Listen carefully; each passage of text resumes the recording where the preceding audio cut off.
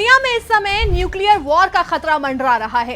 एक तरफ Iran, Israel, America के खिलाफ जंग जारी है, तो दूसरी तरफ रूस और यूक्रेन के बीच भी सालों से युद्ध हो रहा है। तो वहीं भारत और पाकिस्तान के बीच भी परमाणु युद्ध होने की आशंका बढ़ जाती है, जिसका अंजाम काफी भयावह होगा। ऐसे में मशहूर लेखक और आध्यात्मिक गुरु आचार्य प्रशांत का एक वीडियो काफी वायरल हो रहा है, जिसमें उन्होंने न्यूक्लियर वॉर के खतरे को लेकर लोगों को चेतावनी दी है। आचार्य प्रशांत ने कहा कि परमाणु बम गिरने से लोग भाप बन जाएंगे, रेडियो एक्टिव तरंगों से लोगों की स्किन अपने आप गिरने लगेगी। उन्होंने बताया कि 10 से 15 करोड़ लोग तुरंत भाप बन जाएंगे। आचार्य प्रशांत ने कहा, बम अगर मुंबई पर गिरता है तो मुंबई तो तबाह हो ही जाएगी, लेकिन उसके आगे नवी मुंबई से लेकर जो पुणे तक, वहां तक लोगों की खाल गिरने लगेगी। पहले भयंकर फफोले पड़ेंगे और फिर खाल गिरने लगेगी। आचार्य प्रशांत ने बताया, न्यूक्लियर वेपन जब विस्फोट करता है तो उसका तापमान सूरज की सतह पर जितना तापमान होता है उससे ज्यादा होता है। ऐसा लगेगा कि जैसे सूरज आपके सर पर आ गया हो। किसी भी तरह अगर जी भी गए तो लगभग 30 से 40 करोड़ लोग तो वो कहेंगे कि हम मरे क्यों नहीं। आध्यात्मिक गुरु ने कहा, आज का परमाणु बम हिरोशिमा और नागासाकी से 1000 गुना ज्यादा ताकतवर है।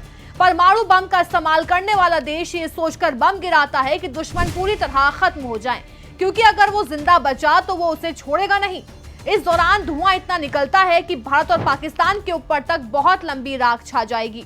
वो राख सालों तक चलेगी। सूरज जैसी कोई चीज नहीं बचेगी, जाड़ा हो जाएगा, आपको सूरज दिखाई ही नहीं देगा। आचार्य प्रशांत ने आखिर में कहा, आप में से बहुत लोगों के मन में सवाल आ रहे होंगे कि क्या करें, हम लड़ाई छोड़ दें, उनको हत्याकांड करने दें? नहीं, ये तो मैं नहीं कह रहा, हम बिल्कुल रोकेंगे, रोकना चाहिए, रोकना ही धर्म है। मैं बात उनके संदर्भ में कह रहा हूं जो मीडिया में आकर चिल्लाते हुए दिखाई दे रहे हैं कि उद्घोष, ललकार, यलगार की काटो, फाड़ दो, ऐसा मत करो, you have defeat the monster without becoming a monster. अब बताते हैं कि दुनिया में क्यों मंडरा रहा है न्यूक्लियर वॉर का खतरा। सबसे पहले ईरान, इजराइल, अमेरिका संघर्ष। मार्च 2026 में तनाव चरम पर है। इजराइल और अमेरिका ने ईरान के अराक, नंताज और फोर्दे जैसे परमाणु ठिकानों पर हमले किए। इसके जवाब में ईरान ने अपनी परमाणु नीति की समीक्षा करने और परमाणु अप्रसार संधि से बाहर निकलने की चेतावनी दी है, जिससे परमाणु हथियारों के इस्तेमाल की आशंका बढ़ गई है। दूसरा, हथियार नियंत्रण संधियों का अंत। अमेरिका और रूस के बीच परमाणु हथियारों को सीमित करने वाली अंतिम प्रमुख संधि न्यू स्टार्ट फरवरी 2026 में समाप्त हो गई है। इसके बिना दुनिया के दो सबसे बड़े परमाणु शक्ति संपन्न देशों के पास हथियारों की होड़ रोकने के लिए कोई कानूनी बंधन नहीं बचा है। तीसरा, रूस यूक्रेन युद्ध का विस्तार। यूक्रेन द्वारा रूस के भीतर तेल रिफाइनरियों और सैन्य ठिकानों पर बड़े ड्रोन हमलों के बाद रूस ने अपूरणीय परिणामों की चेतावनी दी है। विशेषज्ञों का मानना है कि नाटो देशों और रूस के बीच सीधा टकराव परमाणु युद्ध की शुरुआत कर सकता है। चौथा, तकनीकी जोखिम यानी एआई और हाइपरसोनिक मिसाइलें। 2026 में परमाणु कमांड सिस्टम में आर्टिफिशियल इंटेलिजेंस का बढ़ता उपयोग और हाइपरसोनिक मिसाइलों का विकास जोखिम बढ़ा रहा है। इन तकनीकों की वजह से गलतफहमी या तकनीकी खराबी से परमाणु हमला होने का डर रहता है।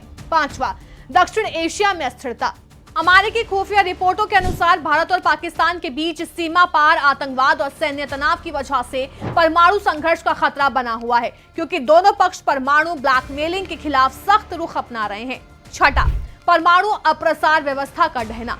दक्षिण कोरिया और जापान जैसे देश जो पारंपरिक रूप से अमेरिकी सुरक्षा छतरी के नीचे थे, अब चीन और उत्तर कोरिया के बढ़ते खतरे की वजह से अपने स्वयं के परमाणु हथियार विकसित करने पर विचार कर रहे हैं। अब आपको बताते हैं कि आखिर कौन है आचार्य प्रशांत। आचार्य प्रशांत एक प्रसिद्ध भारतीय आध्यात्मिक गुरु, लेखक और अद्वैत वेदांत के शिक्षक हैं।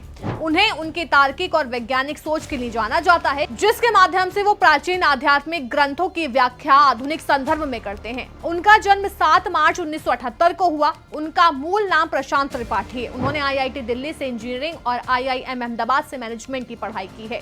आचार्य प्रशांत ने यूपीएससी की परीक्षा पास की थी। कुछ समय तक उन्होंने भारतीय सिविल सेवा में भी कार्य किया, लेकिन बाद में अध्यात्म की ओर मुड़ने के लिए नौकरी छोड़ दी।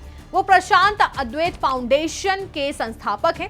उनके YouTube चैनल पर 6 करोड़ से ज्यादा सब्सक्राइबर्स हैं, जहां वो युवाओं की समस्या और आध्यात्मिक विषयों पर चर्चा करते हैं।